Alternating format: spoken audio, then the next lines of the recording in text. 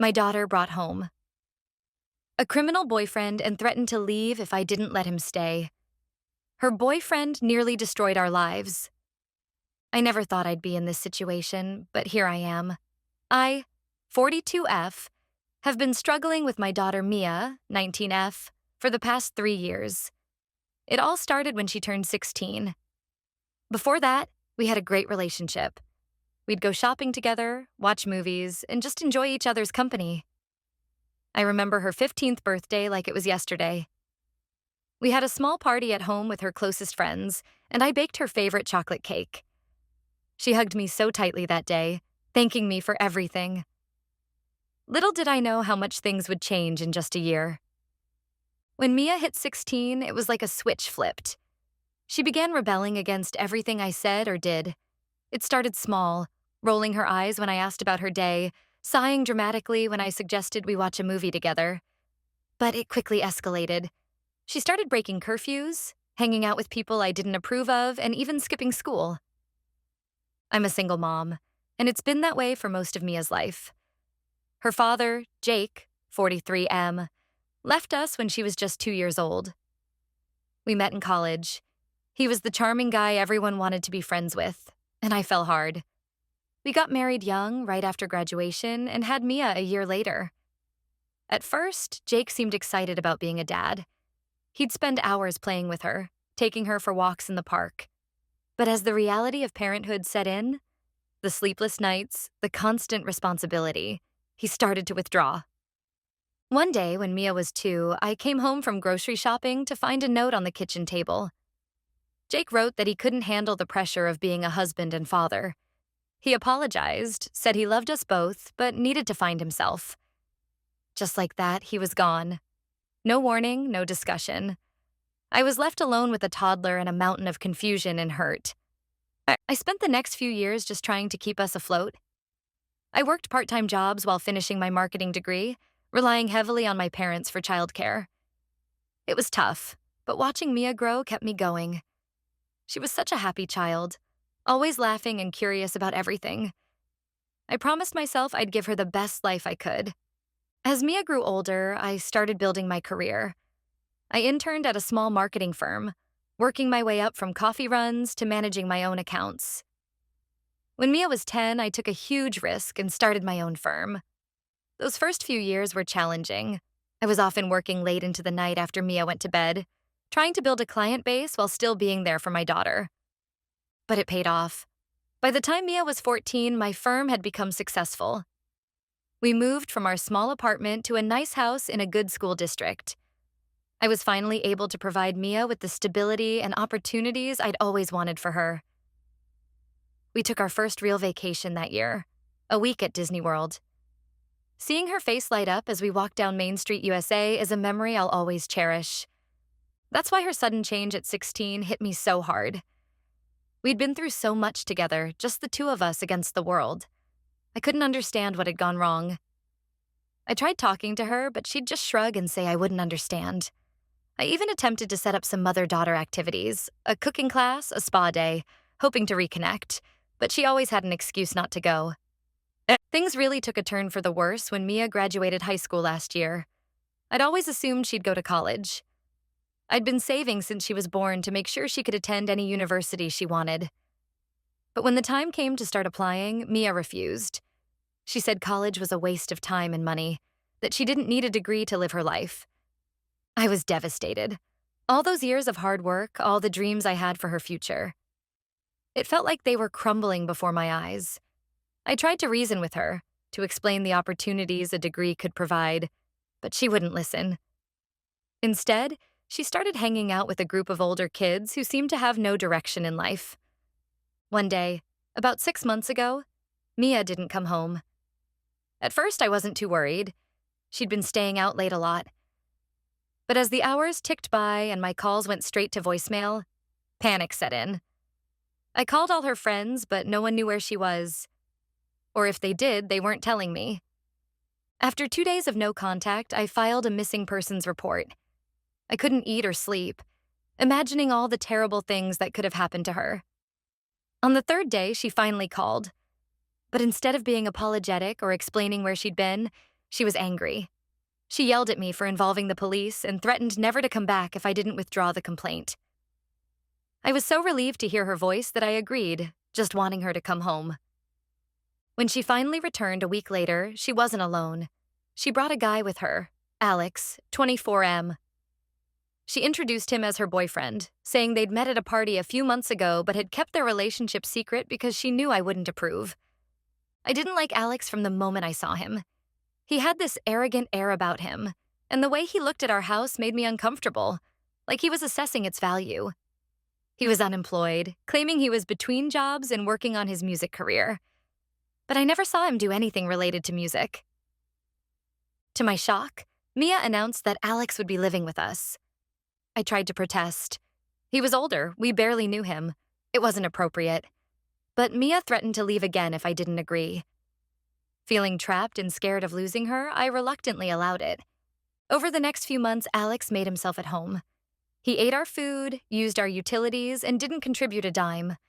When I suggested he get a job or at least help around the house, Mia accused me of being unfair and not giving him a chance.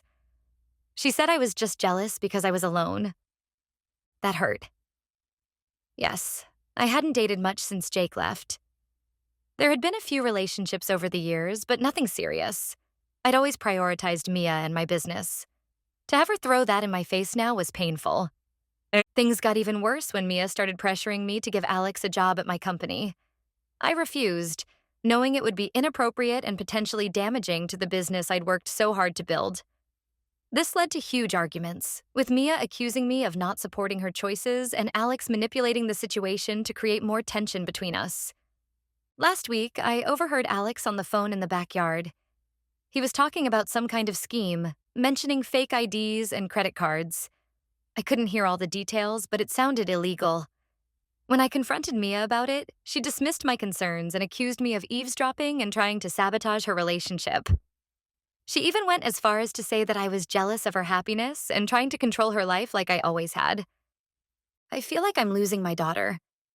The sweet, loving girl I raised seems to have disappeared, replaced by this angry, rebellious young woman who doesn't seem to care about anyone but herself and her questionable boyfriend. I've tried talking to her, reasoning with her, even threatening to kick them both out. But nothing seems to work. I'm torn between my love for my daughter and my instinct to protect her from what I believe is a dangerous situation. I don't want to push her away completely, but I also can't stand by and watch her throw her life away. I'm worried that Alex is using her to get to my money or property, but every time I try to bring it up, Mia shuts me down. I miss the relationship we used to have. I miss my daughter. I'm scared for her future and for our relationship. I don't know what to do anymore. Should I stand my ground and risk losing her completely? Or should I continue to allow this situation, hoping that she'll eventually see reason? Any advice would be appreciated. Update 1. It's been a month since my last post, and things have taken an unexpected turn. I want to thank everyone who offered advice and support. Your words gave me the courage to take action. 2 weeks ago, I decided to do some digging on Alex. The conversation I overheard had been gnawing at me, and I couldn't shake the feeling that there was more to him than met the eye. I reached out to an old college friend, Mark, 43M, who now works as a private investigator. I was hesitant at first. It felt like an invasion of privacy. But Mark assured me that if Alex had nothing to hide, we wouldn't find anything concerning. What we uncovered was shocking. Alex has a criminal record for fraud and has been involved in several scams targeting wealthy individuals. He's been arrested twice, but always managed to get off with minimal sentences. There were also several pending lawsuits against him from people claiming he'd conned them out of money. One case particularly stood out. About 2 years ago, Alex had been dating the daughter of a successful businessman. He'd moved in with them, just like he had with us, and had slowly started manipulating the daughter and gaining access to her father's financial information. By the time they realized what was happening, Alex had emptied several accounts and disappeared. The case was still ongoing. As I read through all this information, I felt a mix of vindication and terror. I'd been right about Alex, but the extent of his deception was far worse than I'd imagined. And now he was living in my house, with access to my daughter and my business. I spent a sleepless night trying to decide how to approach Mia with this information. I knew she'd be resistant to hearing anything negative about Alex, but I couldn't keep this to myself. The next morning, I asked Mia to sit down with me, saying I had something important to discuss. To my surprise, she didn't immediately dismiss me when I started talking. I showed her the evidence Mark had gathered, explaining my concerns as calmly as I could. As she read through the documents, I saw a range of emotions cross her face: disbelief, confusion, anger, and finally, a glimmer of doubt. We had a long, emotional conversation. Mia opened up about feeling lost after high school, unsure of what she wanted to do with her life. She confessed that Alex had initially seemed exciting and worldly, offering her an escape from her uncertainties. He'd told her stories about his travels, his music career, his plans for the future, all of which now seemed to be lies. But as time went on, she admitted, she'd started to feel uncomfortable with some of his actions and the people he associated with. There had been late-night phone calls he'd step outside to take, mysterious friends who'd show up asking for favors, and vague explanations about where he'd been when he disappeared for hours. I was relieved that Mia was finally listening to me, but our conversation was interrupted when we heard the front door open. Alex had returned home earlier than expected. He called out for Mia, and we heard his footsteps coming towards the kitchen where we were sitting. As he entered the room, he must have sensed the tension. His eyes darted between us, then landed on the papers spread out on the table. Recognition dawned on his face, quickly followed by anger. What happened next was terrifying. Alex's charming demeanor vanished, replaced by a rage I'd never seen before. He started yelling, calling us names and accusing me of trying to ruin his life. When I stood up and told him to leave our house, he knocked over a chair and advanced towards me. I reached for my phone to call the police, but Alex was quicker. He grabbed it out of my hand and smashed it against the wall. Mia, who had been frozen in shock until this point, tried to step between us, pleading with Alex to calm down. But in his anger, he shoved her aside, causing her to stumble and hit her head on the kitchen counter. Seeing my daughter hurt snapped something inside me. I grabbed the heavy glass vase from the center of the table and, without thinking, swung it at Alex. It connected with his shoulder, causing him to stagger backward. In that moment of confusion, I grabbed Mia's hand and we ran out of the house. We made it to our neighbor's place, the Johnsons, who we've known for years. Mrs. Johnson, 58F, took one look at our terrified faces and ushered us inside, immediately calling the police. As we waited, huddled in their living room, I held Mia close. She was shaking, a small cut on her forehead where she'd hit the counter. The police arrived quickly, and we watched from the Johnsons' window as several officers entered our house. They brought Alex out in handcuffs a few minutes later. As they put him in the police car, I saw him look our way, his face a mask of anger and hatred. The next few hours were a blur of police statements and paramedics checking Mia's injury. The officers who searched our house found a laptop hidden in Alex's belongings, containing information about various scams and stolen identities. They also found a small bag of what appeared to be drugs. Alex is now in custody, facing multiple charges. The detective handling the case said they'd been looking for him in connection with several other fraud cases across the state. It seems Mia and I were just his latest targets. Mia has been quiet and withdrawn since the incident. The shock of seeing Alex's true nature so violently revealed has hit her hard. She's apologized to me several times for not listening earlier, for putting us in danger. While I'm incredibly relieved that she's safe and away from Alex, I know we have a long way to go in rebuilding our relationship and helping her heal from this experience. We're staying with my sister, Janet, 45F, for now, while the police finish their investigation at our house. Janet has been incredibly supportive, helping us process what happened and providing a safe space for us to recover. She's taken time off work to be with us and has been a pillar of strength when I've felt overwhelmed. Mia has expressed interest in seeing a counselor to work through her feelings, which I think is a great idea. She's struggling with guilt and embarrassment, questioning how she could have been so blind to Alex's true nature. I'm also considering family counseling for both of us to help repair our relationship and improve our communication. This ordeal has been a wake-up call for both of us. While I'm relieved that the immediate danger is over, I know we have a challenging road ahead. I'm committed to being there for Mia and helping her get back on track. I hope that with time and effort, we can rebuild the close relationship we once had. And thank you again to everyone who offered advice on my original post. Your support gave me the strength to act, potentially saving us from an even worse situation. I'll update again when I can. Update 2. It's been 3 months since the incident with Alex, and I wanted to share how things have progressed. Mia and I have been attending family counseling sessions twice a week. It's been challenging but incredibly helpful. Our therapist, Dr. Anderson, 52F, has been guiding us through some tough conversations about the past few years, our communication breakdown, and the pain we've both experienced.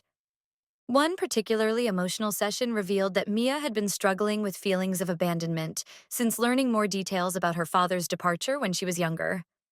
Apparently, when Mia was 14, she found some old letters from Jake in a box in the attic. In one of them, he mentioned feeling trapped by family life and wanting to explore the world. This discovery had deeply hurt Mia, making her question her own worth and leading to some of her rebellious behavior. She admitted that part of her attraction to Alex was his seeming freedom and detachment from responsibility. In a way, he reminded her of the idealized version of her father she had created in her mind.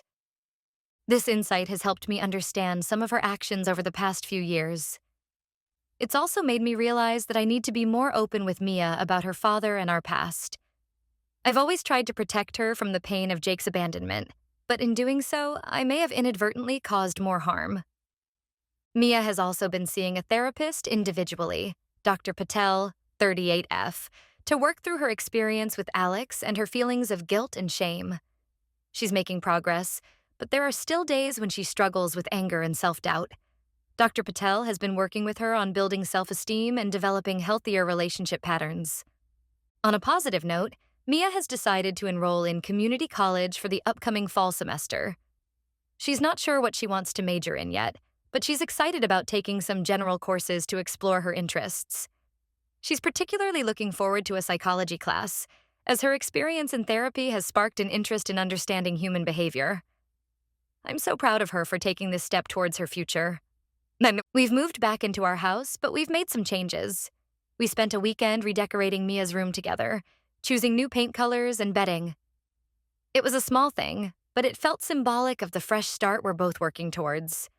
We've also started having weekly movie nights, something we used to do when she was younger. Last week, we watched an old favorite, The Princess Bride, and for the first time in years, I heard Mia laugh freely and without restraint. There have been some difficult moments, too. Last week, we received a call from the prosecutor handling Alex's case. They wanted Mia to testify against him at his upcoming trial. She was hesitant at first, scared of facing him again and having to relive the experience. But after talking it through with Dr. Patel and me, she decided to do it. She said she wanted to prevent him from hurting anyone else the way he hurt us. I'm nervous for her, but also incredibly proud of her courage. I've also had to deal with some fallout at work. Rumors spread about the incident, and I've had to reassure clients and employees about the stability of the company. It's been stressful, but I'm grateful for my team's support during this time. My business partner, Lisa, 44F, has been especially understanding, taking on extra responsibilities to give me more time with Mia. Throughout all of this, I've been trying to take care of myself too.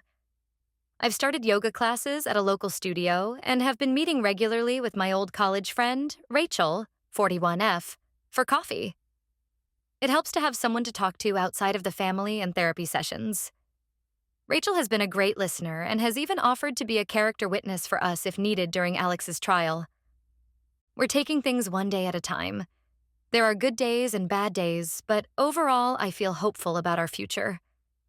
Mia and I are both working hard to heal and rebuild our relationship. It's not easy, but it's worth it.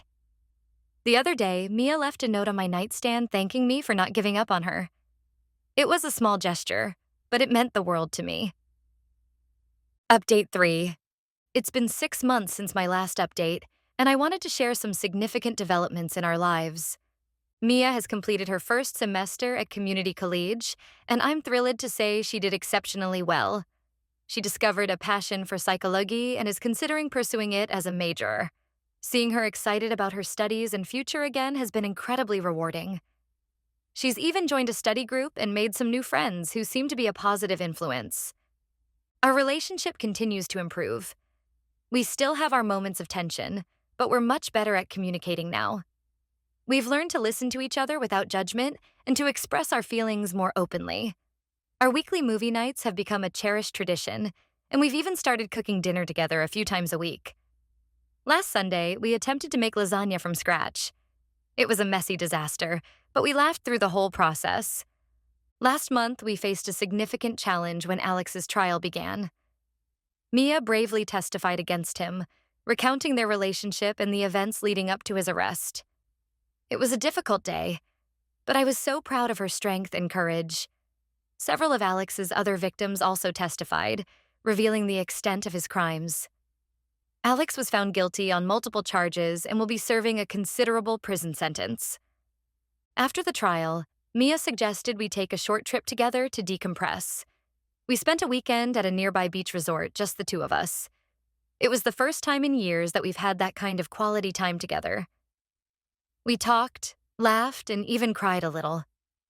One evening, as we walked along the beach at sunset, Mia opened up about her fears for the future and her regrets about the past few years. It felt like a turning point in our relationship, a moment of real honesty and connection. On a personal note, I've started dating again. I met a kind man named David, 45 Van M, through a business conference. He's a widower with a teenage son, and he understands the complexities of single parenthood. Mia was initially wary when I told her, but after meeting David, she's been supportive. It's early days, but it feels nice to have someone in my life again. Mia has also started volunteering at a local youth center, working with teenagers who come from difficult backgrounds. She says it's helped her process her own experiences and given her a sense of purpose. Seeing her use her painful past to help others has been truly inspiring. We still have our challenges. Mia sometimes struggles with trust issues, and I catch myself being overprotective at times. But we're both committed to working through these things together. We've learned that healing isn't linear, and that's okay. Looking back on where we were a year ago, the change is remarkable. We've both grown so much through this experience. While I wouldn't wish the pain and fear we went through on anyone, I'm grateful for the stronger, more honest relationship we've built as a result. To anyone out there going through similar struggles with their children, I want to say, don't give up hope. It's a difficult journey, but with patience, love, and a willingness to do the hard work, healing is possible. Mia and I are proof of that.